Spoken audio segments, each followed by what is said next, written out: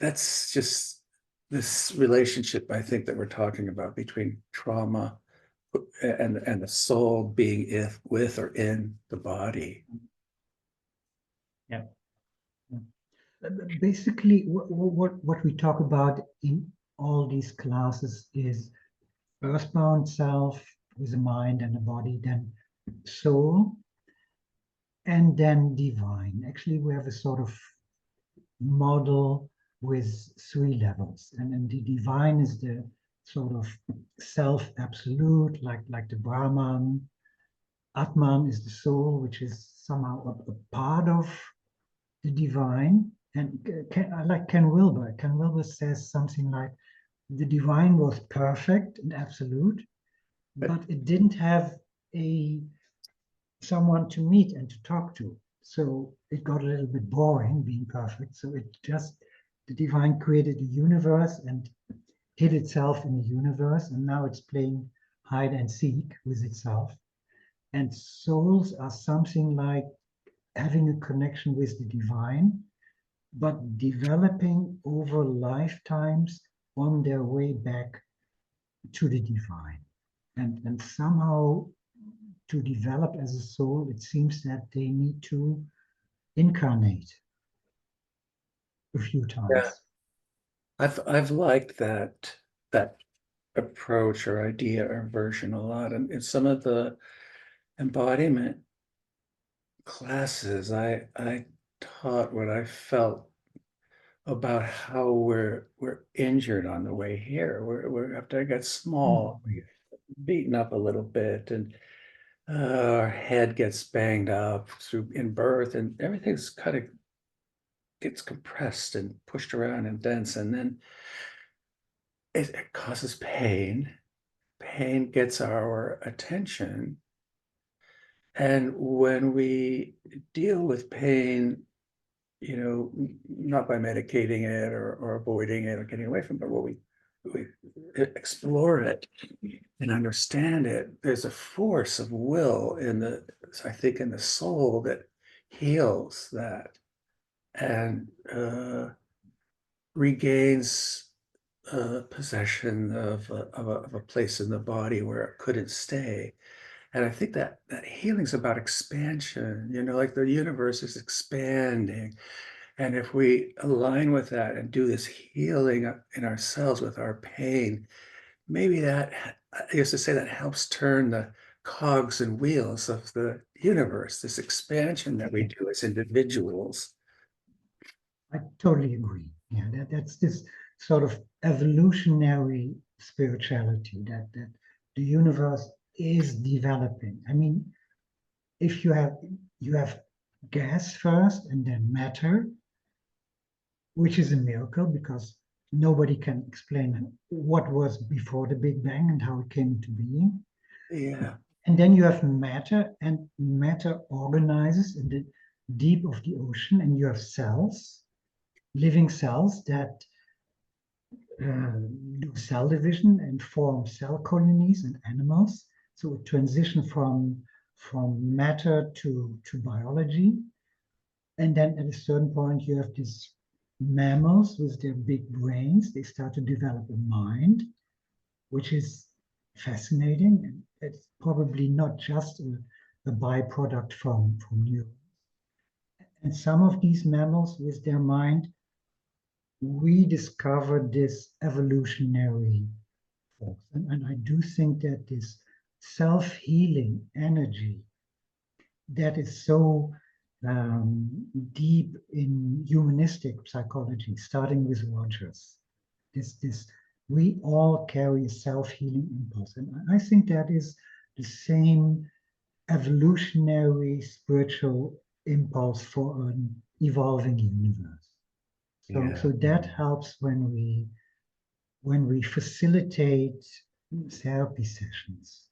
And I usually feel not like I'm doing anything, but more like a midwife and creating a container so that this self-healing energy surges.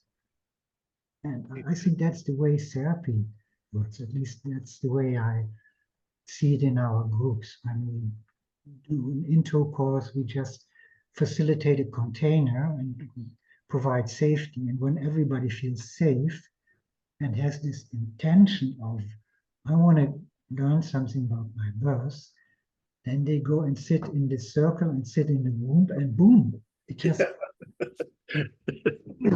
What is that? self How does that self. happen? It's magic. It's Yeah. really magic. Yeah. Yeah, one thing I've been thinking lately is there's something like maybe like a critical point where in the cosmos there's nature and there are these laws that we don't understand, but we could see around the edges, the Newtonian laws and the you get into really tiny or huge parts of the Newtonian laws, and you end up in quantum Mhm. territories. And somehow it seems like rocks and plants and trees and worms, in the dirt going around doing what they're doing, probably without a lot of thought. They're just in the organism of the cosmos in the way they're supposed to be. And then when we start getting towards these higher, uh, higher mammals with bigger brains, something begins to change, especially when we get to human beings, because at some point there's this critical point where we pass out of this natural connection of non-thought, no mind, and a big part of the universe. We pass out of that into this place of self-awareness where we see ourselves in the context of what we're doing. Maybe gorillas and chimpanzees and bonobos do that. I'm not sure, but we do. We do. And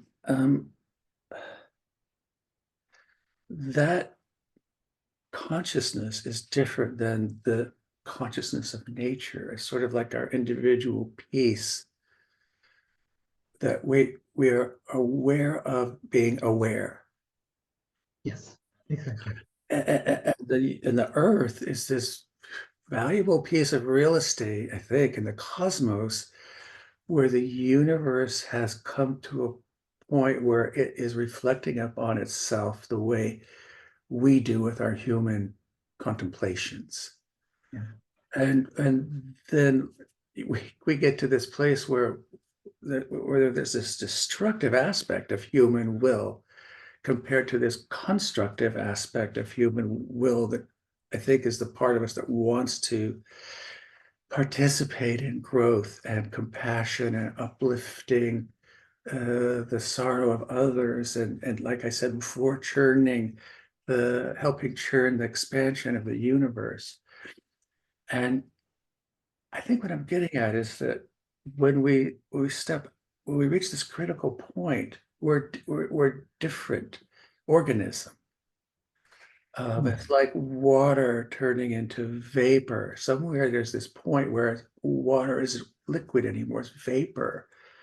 And somewhere there has been this point where human beings weren't part of nature in this way anymore. We've become imbued with will and self-reflective thought.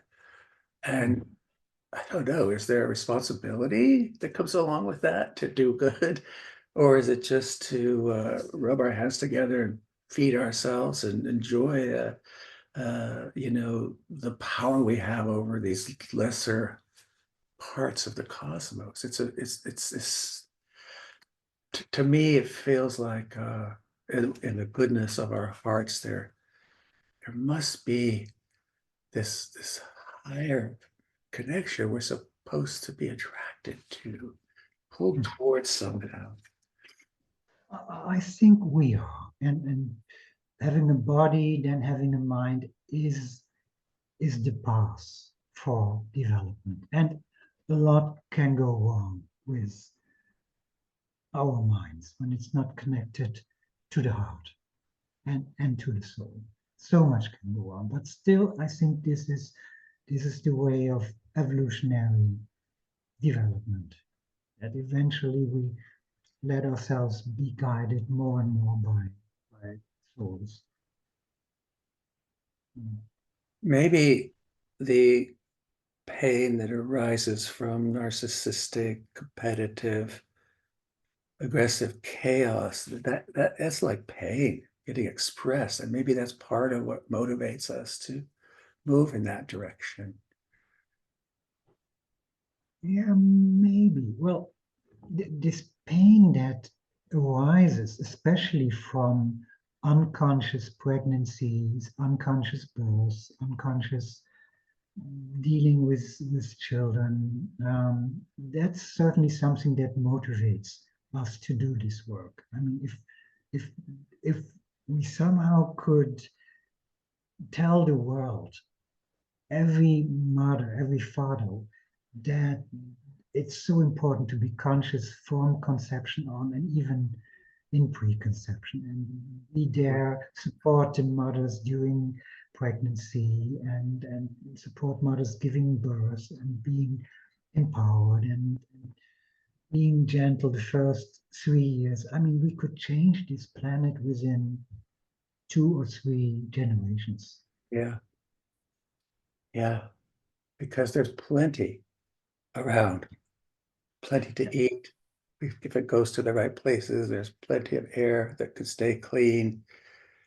There's an atmosphere that we tend to and love. It could support this human organism that's growing on this planet, like a bunch of ants on a rock.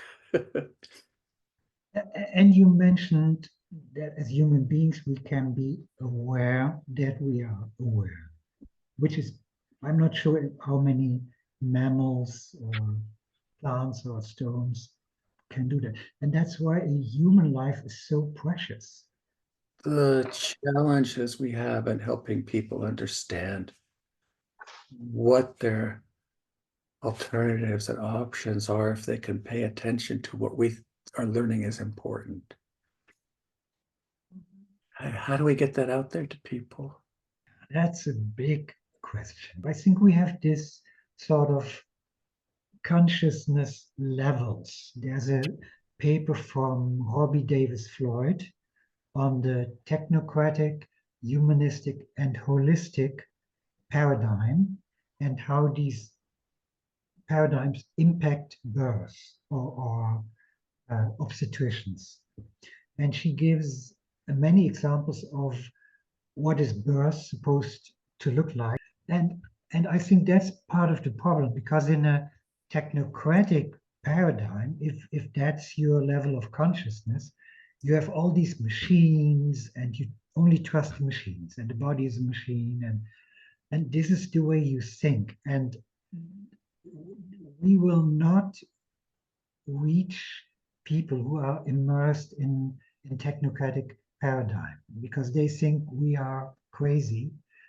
And the next level would be the humanistic paradigm, where people are treated like on eye level, not expert and patient, but you and me, and we talk about it. That's a huge step forward. And on top of that, you have this holistic model where we start to include energy medicine, spirituality, transgenerational trauma, and all this stuff. And I think that the people we can reach are in this holistic paradigm, but that's only a small percentage of the world population. And we might be able to talk to people in the humanistic paradigm, but we won't reach the people in the technocratic paradigm. Yeah, I think it's I think you're something we have to live for and just wait for this cultural development to occur. It goes in the right direction, but it's slow. Yeah, I've given up trying to persuade people to understand something they are not interested in. It It's a doesn't waste work. of It energy. doesn't. Yeah. Uh, can't do it. No matter how persuasive your information is, that's not going to change them. From the And perspective of a materialistic viewpoint, what we are doing with souls and divine is medieval. I mean, it's yeah, that's a we good freed perspective. ourselves from the Yeah, church. So, and this it from that perspective, it looks like a drawback. yeah. In our perspective, it's a move forward. But That's why I think you and I are both doing what we're doing, which is those who are interested or who might be interested or who are curious, those are people mm, we could feed with the years of work we've done and the research we've done. And that's really what all I'm pretty much focused on now with KTBT is how could I help those who want it? And how can I help them be? And the threshold is to work with babies for me right now. Is I still, supervising people and seeing adult clients, but very few. But there's this place where souls come into the world, and that's babyhood. mm, And that territory is so precious and so important that I really will I concentrate there. And I try to help people understand what it was like for them so that they can understand more what they could be like for new people coming in. And maybe they're old souls with these new bodies. The parents create a body for the soul to come here through. But, and if we can reach young women with information. They want it. You see it on Instagram and TikTok. They want to know. Mothers want to know, why is my baby doing this? And mothers, pregnant moms want to know, okay, if I do yoga and I have a good diet, what else is mm, there? And there's so much. So it feels to mm, me like, at least for KTBT, that's where we want to water the garden as much as we can. mm. Yeah, it's a great question. Let's keep that in mind. How to bring this pre and perinatal information to the people that are open to hear it. Yeah.